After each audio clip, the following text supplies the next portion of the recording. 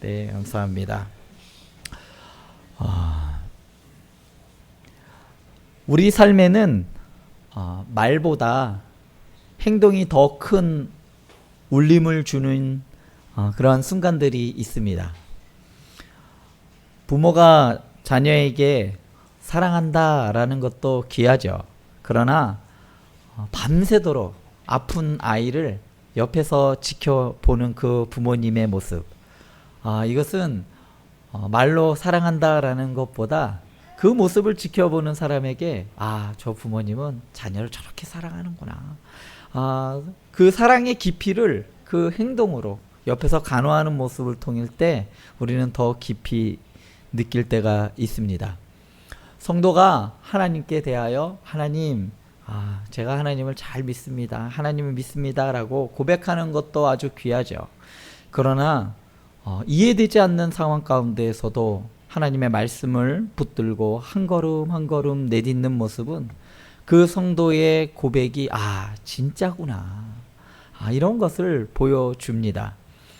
믿음은 말로 시작할 수 있어요. 그러나 믿음은 결국 순종으로 드러나게 되어 있습니다. 저 사람이 정말 하나님을 믿는지 안 믿는지는 교회 다니는 것만 보는 것이 아니라 그 성도의 삶의 모습을 보면 알 수가 있다는 말입니다.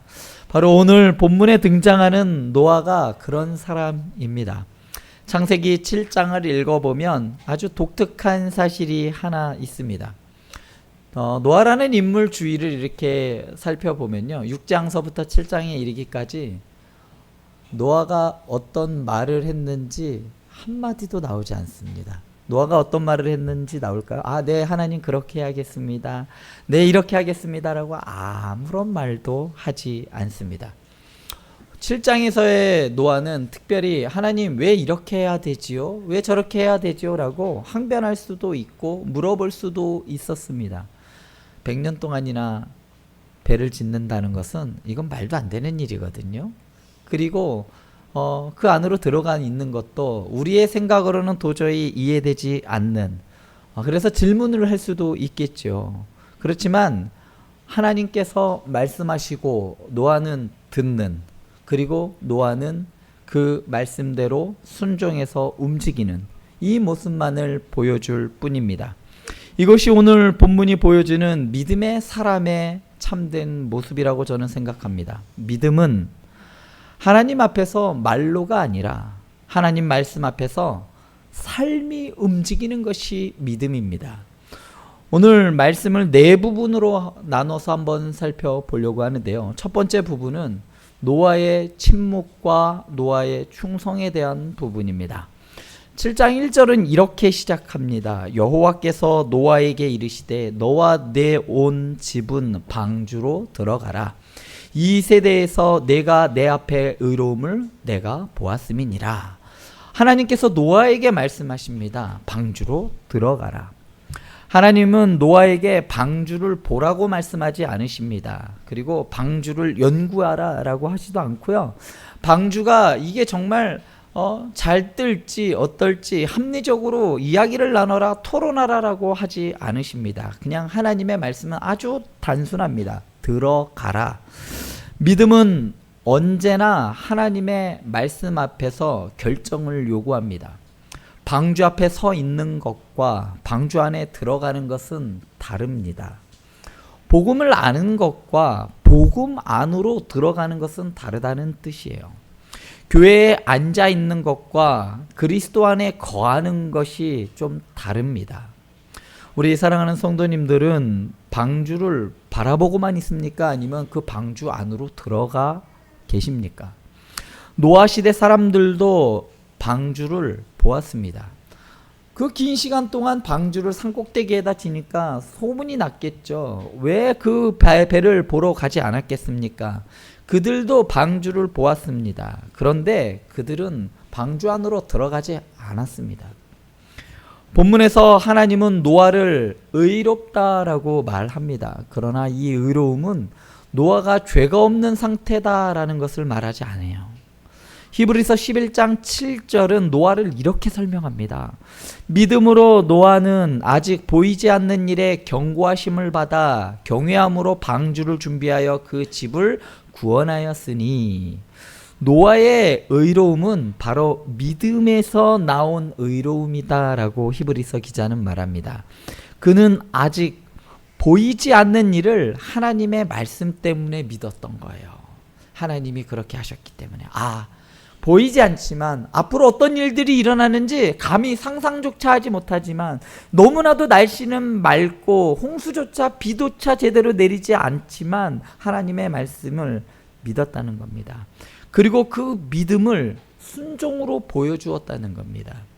여기서 중요한 복음의 원리가 있습니다. 바로 노아가 순종했기 때문에 은혜를 얻은 것이 아니라, 노아는 은혜를 입은 사람이었기 때문에 순종의 길을 걸은 것이라는 겁니다. 창세기 오늘 6장 8절 말씀, 그러니까 앞에 있는 장 6장 8절 말씀은 말합니다. 그러나 노아는 하나님께 은혜를 입었더라. 은혜가 먼저라는 겁니다. 은혜가 있어야 순종할 수 있다는 겁니다. 성도 여러분, 우리가 하나님께 순종하는 이유는 순종함으로 구원받았기 때문이 아니라 이미 우리가 은혜 받았기 때문에 우리는 순종하는 겁니다. 하나님이 먼저 우리를 부르시고 우리를 먼저 붙드셨고 먼저 구원의 길을 열어주셨기 때문에 우리는 하나님의 말씀에 순종하는 거예요. 순종은 어떻게 하면, 우리가 이야기 나눌 때 말씀에 순종하십시오라고 하면 순종한다는 말이 참 무겁게 들려요. 부담으로 여겨집니다. 나는 그렇게 살 수 없는데 자꾸 말씀에 순종하라니까 이게 마치 의무처럼 느껴진다는 거예요. 그런데 이 순종은 은혜 받은 사람의 반응이에요. 우리가 배가 고프면 어떡하죠? 밥을 먹어야 되는 거예요. 그와 같은 원리입니다. 우리가 은혜를 받았기 때문에 나오는 반응이 바로 순종이라는 말이에요. 오늘 본문 2절에서 3절에서 하나님께서는 정결한 짐승은 암수 7씩, 정결하지 않은 것은 암수 2씩 데려가라고 하십니다. 단순한 동물의 숫자처럼 보이지만 여기서 이 정결한 동물들이 후에 나중에 노아가 방주에서 나온 뒤에 드릴 그 제사와 연결되어 있습니다. 다시 말해서 하나님께서는 심판을 말하시면서도 뒤에 드릴 그 예배를 준비하게 하셨던 겁니다. 홍수로 세상을 덮으시면서도 새 시작을 준비하신 분이 우리 하나님이십니다. 끝이야, 세상의 심판이야 라고 하시면서도 은혜의 다음 장을 우리 하나님께서는 준비하고 계셨습니다. 그래서 우리 눈에는 끝처럼 보이는 시간들이 있어요. 가정이 흔들릴 때, 내 건강이 약해서 내가 병원에 입원했을 때, 또 좀 잘못된 일로 인해서 관계가 끊어지고 마음이 지쳤을 때 우리는 끝이다라고 생각하는 그 순간들이 있습니다. 그런데 하나님께서는 그 끝의 자리라고 생각하는 그 자리에서 예배를 준비하게 하신다는 겁니다. 무너지는 순간에도 새 시작을 감추어 두시고 심판의 물결 가운데서도 은혜의 씨앗을 보존하시는 분이십니다. 그리고 5절은 이렇게 말해요. 노아가 여호와께서 자기에게 명하신 대로 다 준행하였더라. 아주 짧은 문장이죠. 그러나 이 문장 하나에 노아의 믿음 전체가 압축되어 있고 함축되어 있습니다. 노아는 말로 하지 않았어요. 노아는 순종했습니다. 성도 여러분, 믿음은 바로 그 지점에서 갈리는 거예요. 듣고 끝나는 사람이 있는 반면에 듣고 움직이는 사람이 있다는 거예요. 감동받고 끝나는 사람이 있는 반면에 감동받은 말씀을 삶으로 옮겨가서 사는 사람이 있습니다. 아멘 하고 끝나는 사람이 있는 반면에 아멘 한 대로 살아가는 사람이 있다는 것이죠. 오늘 하나님께서 우리에게 원하시는 것은 화려한 말이 아닙니다. 하나님은 말 많은 신앙보다 순종하는 신앙을 기뻐하십니다. 오늘 우리 성도님들에게 하나님께서 들어가라 라고 하는 방주는 무엇입니까? 어떤 면에서는 순종이, 어떤 면에서는 내가 용서하지 못한 부분이, 그리고 끊어야 할 죄가 방주일 수도 있습니다. 노아의 믿음은 침묵을 통해서 충성으로 드러났습니다. 우리의 믿음도 말보다는 순종으로 드러나야 하는 것이죠. 노아는 인내와 인식을 통해서 그의 믿음이 드러났습니다. 오늘 창세기 7장 6절에서 12절 말씀에서 6절 말씀을 보면 홍수가 땅에 있을 때에 노아가 600세라. 창세기 홍수 이야기는 날짜와 숫자를 아주 세밀하게 기록합니다. 언제 일어났는지. 7일, 40일, 150일, 노아의 또 600세, 그리고 둘째 달 11의 날 아주 디테일하게 아주 세세하게 그 날짜들을 기록하고 있어요. 이런 시간 표현은 이 홍수가 그냥 막연한 신화적인 이야기가 아니라 하나님이 정하신 때와 그 안에서 진행되는 심판과 구원의 역사임을 분명하게 보여주고 있다는 거예요. 앞으로 우리에게 있을 물의 심판이 아니라 불의 심판도 하나님의 때와 그 시간에 정확하게 있다는 것을 보여주는 예표의 모습이라고 할 수 있겠죠. 하나님은 즉흥적으로 일하시는 분이 아니에요. 하나님은 정한 때를 말씀하시고 정한 때에 심판하시고 정한 때에 구원하시는 분이십니다. 오늘 10절 말씀은 말해요. 7일 후에 홍수가 땅에 덮이니. 노아는 방주에 들어간 뒤에 바로 비가 왔으면 얼마나 좋겠어요. 노아가 들어간 다음에 7일 동안 방주 안에 있었습니다. 짐승들과 함께. 짐승들과 함께 하루도 못 있을 것 같아요. 7일 동안. 그런데 그 7일 동안 무슨 일이 벌어졌을까요? 아무 일도 벌어지지 않았어요. 7일 동안 그곳에서 나오지 않고 인단하는 게 한번 상상을 한번 해보세요. 그 와중에서도 하나님 이거 진짜 맞는 거예요? 물어볼 수도 있었는데 노아는 그 7일 동안 하나님께서 야 7일 후에 내가 비를 내려줄게 이렇게 하신 것도 아니에요. 들어가라. 그 이후에 말씀이 없었어요. 그런데 들어가고 난 뒤에 그냥 기다렸던 거예요. 하나님이 그 이유가 계획이 있으시겠지.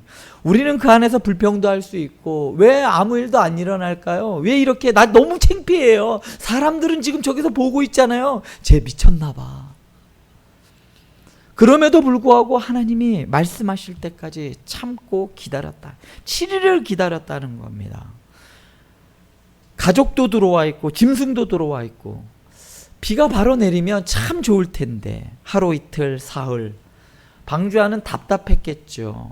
밖에서 사람들은 야 노아야 비 언제 오는데 야 너 왜 그렇게 들어가 있어? 너 왜 이렇게 심각해? 너 혼자만. 수많은 조롱과 비판들이 있었겠죠. 그런데 믿음의 삶에도 이러한 시간이 있다는 겁니다. 말씀에 순종했으면 바로 그 결과가 나왔으면 정말 좋은데 그 결과가 바로 보이지 않아요. 기도했는데 응답이 더디 오는 것처럼 보일 때가 있다는 거예요. 결단을 했어요. 그러면 뭔가 좀 변해야 되는데 현실이 그냥 그대로예요. 하나님께 들어갔는데 비는 오지 않고 조롱만 들리는 시간들이 있다는 겁니다. 이 시간이 정말 어려운 시간들입니다. 순종보다 어려운 것은 순종한 뒤 기다리는 거예요. 우리가 순종도 어렵지만 우리가 말씀에 순종했을 때 뭔가 큰 변화가 있으면 참 좋겠는데 그러한 변화가 당장 일어나지 않는다는 겁니다. 노아는 비가 내리기 전에도 방주 안에 있었습니다. 바로 이것이 믿음입니다. 보이기 전에 들어가는 것. 증명되기 전에 순종하는 것. 사람들이 인정하기 전에 하나님의 말씀을 붙드는 것. 이것이 믿음이라는 거예요. 11절을 보면 드디어 홍수가 시작됩니다. 그날에 큰 기품의 샘들이 터지며 하늘의 창문이 열렸다라고 했어요.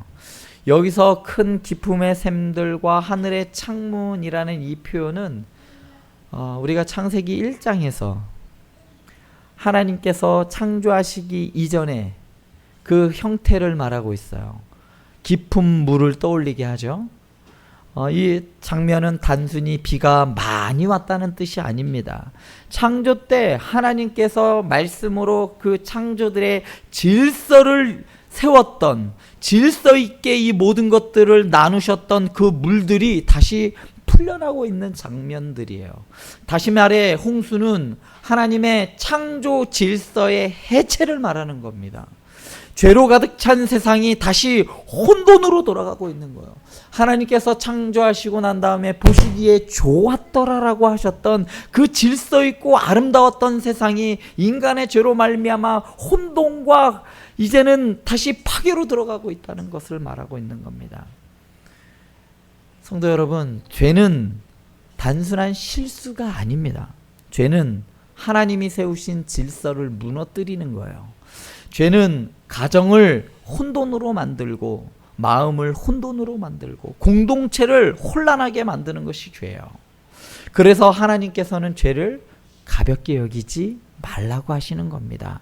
하나님이 거룩하시기 때문이에요. 하나님이 생명을 사랑하시기 때문에 혼돈과 파괴가 있는 그러한 죄를 하나님께서는 경계하신 겁니다. 그래서 어떤 사람들은 이 홍수 사건이 참 하나님이 심판이 잔인하다라고 하는 사람들도 있습니다. 홍수 사건은 하나님의 잔인함을 보여주는 사건이 아니라 죄가 얼마나 무서운지를 보여주는 사건이에요. 동시에 하나님께서는 그 죄 가운데에서도 구원의 길을 열어두셨음을 보여주는 사건이 바로 홍수 사건이라는 겁니다. 12절은 말합니다. 40주야를 비가 땅에 쏟아졌더라. 밖에서는 물이 모든 것을 덮었지만 방주 안에서는 하나님이 생명을 지키고 계셨습니다. 같은 시간이 누구에는 심판의 시간이 되는 반면 누구에게는 은혜의 시간이 될 수 있다는 거예요. 같은 비가 누구에게는 멸망의 물이지만 누구에게는 구원의 방주를 떠오르게 하는 물이 될 수 있다는 겁니다. 문제는 물이 오느냐 오지 않느냐가 아니에요. 비가 오느냐 비가 내리지 않느냐의 문제가 아니라 문제는 내가 어디에 속해 있느냐가 문제예요.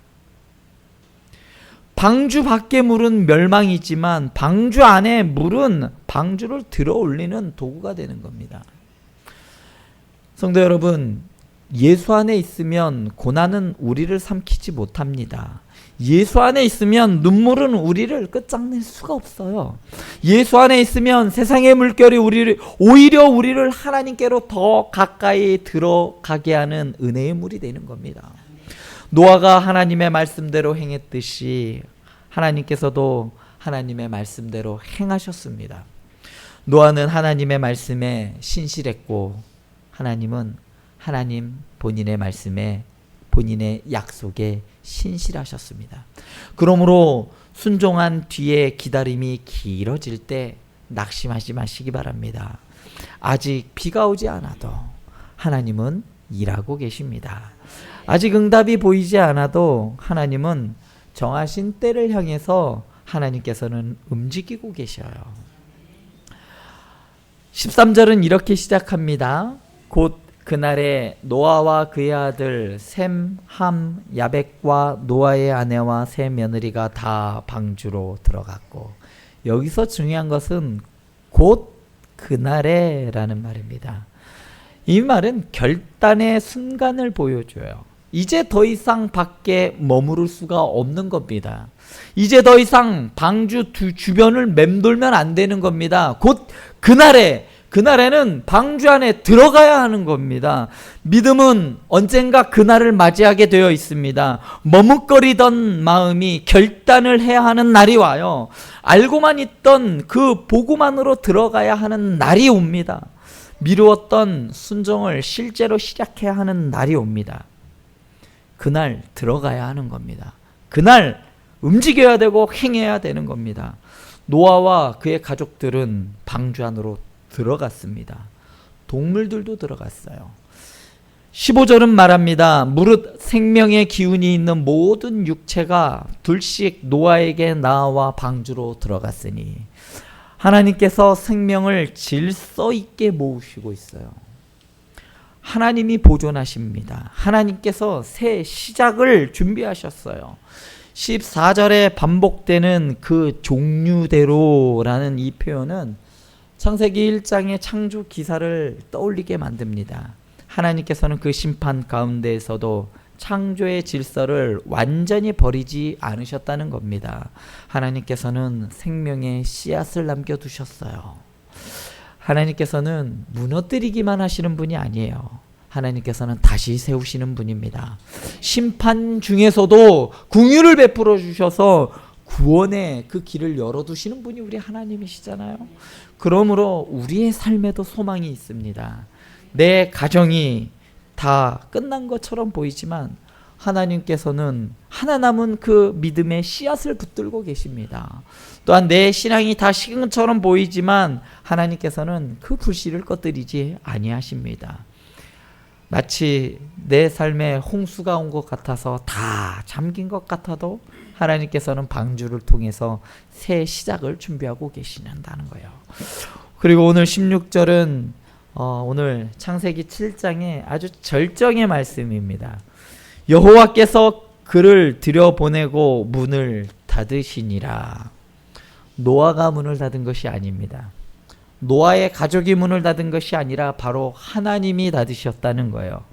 이 문은 보호의 문입니다. 은혜의 문이고 구원의 문입니다. 밖에서는 심판의 문이 몰려오지만 안에서 하나님이 닫으신 그 문이 노아와 그의 가족들을 지키시고 계셔요. 성도 여러분, 하나님이 닫으신 문은 세상이 다시 열 수 없습니다. 하나님이 지키시는 생명은 홍수가 집어삼킬 수가 없다는 거예요. 그렇기 때문에 하나님이 품으신 사람은 심판의 물결이 뺏어갈 수가 없는 겁니다. 그렇기 때문에 구원은 내가 문을 잘 잠가서 얻는 안전이 아닙니다. 구원은 하나님이 나를 그리스도 안에서 붙드시고 계시고 하나님이 나를 붙드시는 그 은혜가 바로 구원이라는 것이죠. 그렇기 때문에 이 방주는 예수님을 예표하고 있어요. 방주 안에 들어간 자가 홍수에서 살아난 것처럼 그리스도 안에 있는 자는 하나님의 심판에서 구원을 얻습니다.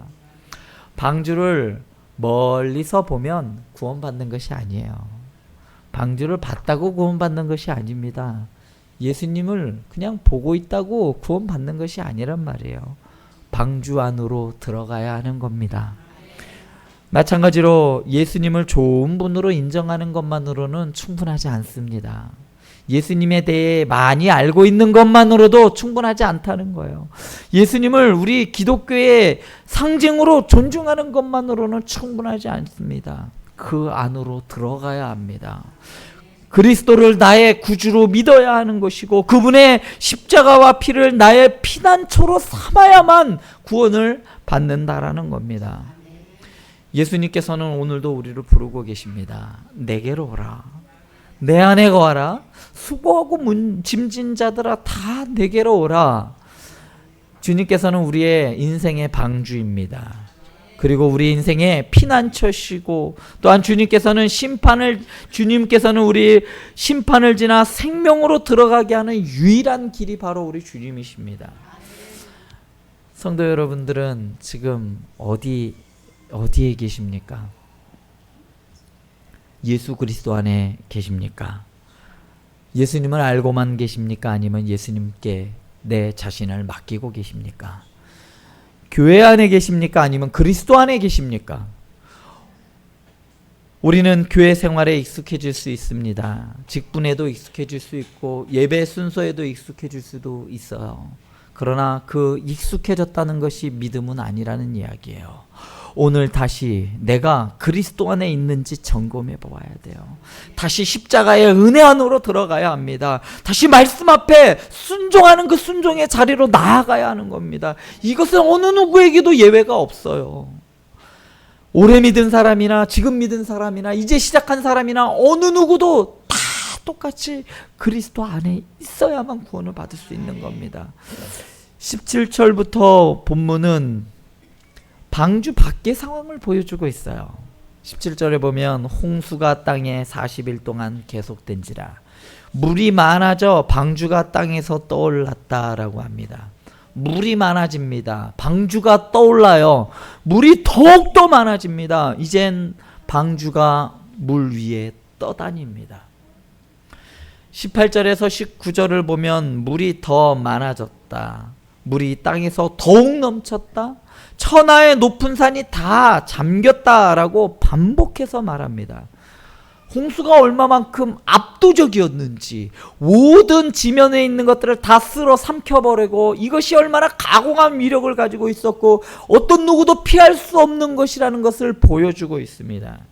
사람들이 자랑했던 그 건축물들과 사람들이 세웠던 그 모든 것들이 한순간에 다 물에 잠겨버렸습니다.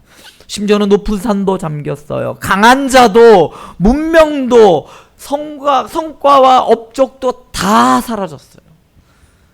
그야말로 사람들이 의지했던 그 모든 기반들이 다 물 아래 사라져 버렸습니다. 성도 여러분, 하나님의 심판 앞에 인간이 자랑하던 높은 산은 피난처가 될 수가 없어요. 높은 산으로 피하면 되겠지? 아니요. 돈도 영원한 방주가 될 수가 없다는 겁니다. 권력도, 건강도, 자식도, 나의 이 명예와 경력도, 내가 얼마만큼 선한 사람인가도 영원한 방주가 될 수 없습니다. 오직 방주만 물 위에 있었습니다. 홍수의 날에는 높은 곳에 있는 사람이 사는 것이 아니라 하나님이 준비하신 그 방주 안에 있는 사람만이 살았습니다. 이것이 복음이요. 하나님 앞에서 구원받은 사람은 남들보다 높은 사람이 아니란 이야기입니다. 남보다 착한 사람이 아니라, 남보다 종교적인 사람이 아니라, 교회 오래 다닌 사람이 아니라, 하나님 앞에서 구원받은 사람은 그리스도 안에 있는 사람이에요. 오늘 21절부터 23절 말씀은 아주 무거운 말씀입니다. 아주 두려운 말씀이에요. 제가 한번 읽어드리겠습니다. 땅 위에 움직이는 생물이 다 죽었으니 곧 새와 가축과 들짐승과 땅에 기는 모든 것과 모든 사람이라. 육지에 있어 그 코에 생명의 기운의 숨이 있는 것은 다 죽었다라. 지면의 모든 생물을 쓸어버리시니 곧 사람과 가축과 기는 것과 공중의 새까지라. 이들은 땅에서 쓸어버림을 당하였으되 오직 노아와 그와 함께 방주에 있던 자들만 남았더라. 성경은 하나님의 심판을 대충 그리지 않습니다. 흐리멍텅하게 흐릿흐릿하게 하지 않아요. 죄의 결과를 결코 가볍게 포장하지 않습니다. 하나님 없는 세상은 결국 생명을 잃습니다. 하나님을 떠난 인간은 결국 자신이 만든 세상 안에서 무너지게 됩니다. 하나님이 주신 그 창조 질서를 거부하면 그 질서는 다시 혼돈 속으로 들어가게 된다는 겁니다. 여기까지 말하면 참 안타깝고 참 절망적이지만, 그러나 23절 후반에는 이렇게 말합니다. 오직 노아와 그와 함께 방주에 있던 자들만 남았더라. 오직 방주에 있던 자들만. 아주 무서운 심판 한복판에 아주 심판을 적나라하게 묘사한 이 본문 한가운데 가장 선명한 은혜의 문장이 기록되어 있습니다. 방주 밖에는 죽음이 있었고 방주 안에는 생명이 있었습니다. 방주 밖에는 혼돈이 있었지만 방주 안에는 구원이 있었다는 것이죠. 이것이 그리스도 안에 있는 자들의 복입니다. 그래서 로마서 8장 1절은 그러므로 이제 그리스도 예수 안에 있는 자에게는 결코 정죄함이 없나니. 왜 정죄함이 없습니까? 죄가 없기 때문입니까? 아니에요. 그리스도께서 우리의 심판을 대신 받으셨기 때문입니다. 방주는 홍수를 피하는 마치 상자와 같았지만 예수님께서는 그 심판을 대신 받으신 구원자이십니다. 노아는 방주 안에서 물을 피했습니다. 그러나 예수님께서는 그 십자가에서 심판의 물을 온몸으로 받아내셨어요. 노아의 방주는 나무로 만들었지요. 그렇지만 예수님의 구원은 그 십자가 나무 위에서 이루어졌습니다. 노아의 방주는 그 안에 있는 사람들만 살렸어요. 그렇지만 예수님의 십자가는 그분 안에 있는 모든 사람을 살렸습니다. 노아의 방주는 8명, 그의 가족들. 그렇지만 예수 그리스도를 믿는 모든 사람들을 예수님께서는 살리셨습니다.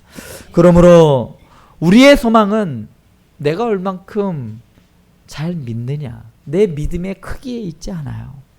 내 순종의 완벽함에도 있지 않고 내 인생의 조건에도 있지 않습니다. 오직 우리의 소망은 예수 그리스도께 있는 줄 믿습니다. 홍수가 와도, 물이 불어나도, 산이 잠겨도, 세상이 흔들려도 그리스도 안에 있는 자는 망하지 않습니다. 넘어질 수는 있어요. 울 수는 있고 흔들릴 수는 있지만 버려지지는 않습니다. 왜냐하면 하나님께서 닫으시는 은혜가 있기 때문이에요. 사랑하는 성도 여러분, 오늘 말씀은 우리에게 네 가지를 보여주었습니다. 첫 번째는 노아는 침묵 속에서도 충성하였다라는 것을 보여줬습니다. 두 번째는 그 기다림 속에서도 노아는 인내하였어요. 방주에 들어간 뒤에 한 7일 동안이나 노아는 기다리고 인내했어요. 세 번째로 노아는 의심의 분위기 속에서도 용기를 냈습니다. 사람들의 그 수많은 조롱과 이해되지 않는 그 현실 속에서도 그는 그 방주 안에 들어갔던 거죠. 마지막으로 노아는 고난 속에서 하나님의 보호하심을 경험했습니다. 홍수는 거셌지만 하나님께서 닫으신 문은 열리지 않았습니다. 이제 이 말씀은 우리의 삶에서 보면 어떤 분에게는 건강이 홍수일 수도 있어요. 건강이 약해질 때 우리의 삶이 끝나는 것처럼 보일 수 있고, 경제적인 면으로 어려울 수도 있고, 신앙이 또 홍수일 수도 있고, 예배는 드리지만 마음이 메마르고 기도했지만 응답이 없을 때, 그러나 하나님께서는 오늘 말씀하십니다. 방주 안으로 들어가라. 그리스도 안으로 들어가라.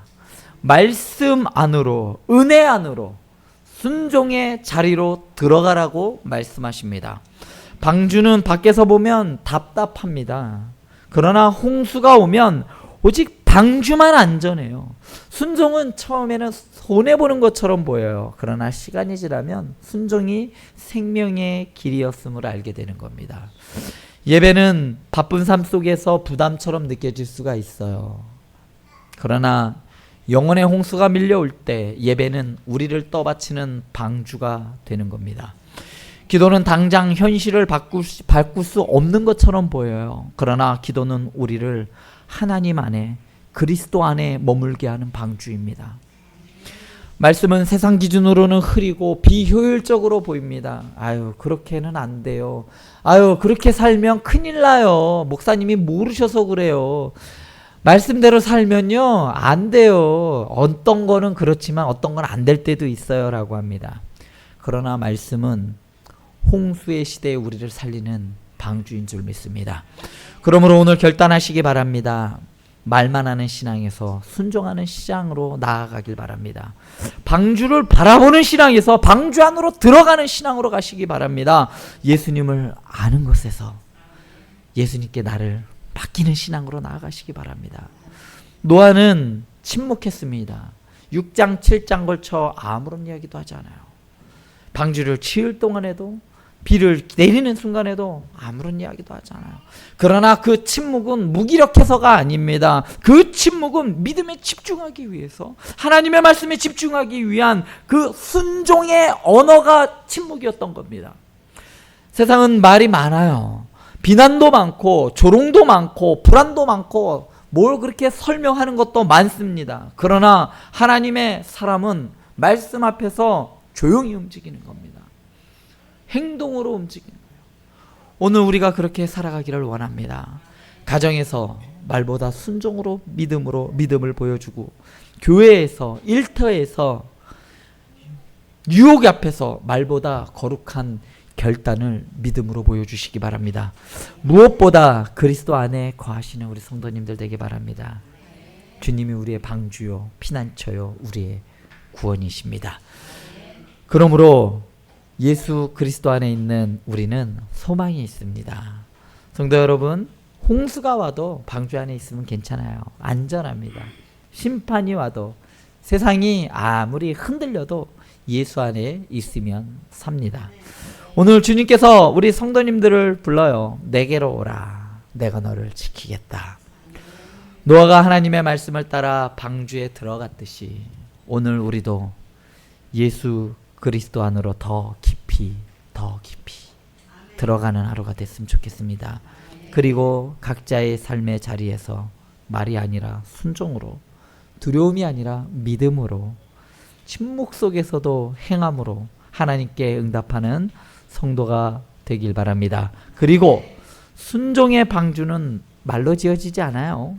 믿음의 방주는 반드시 행동으로 지어지게 되어 있습니다. 그리고 구원의 방주는 예수 그리스도 안에서 완성됩니다.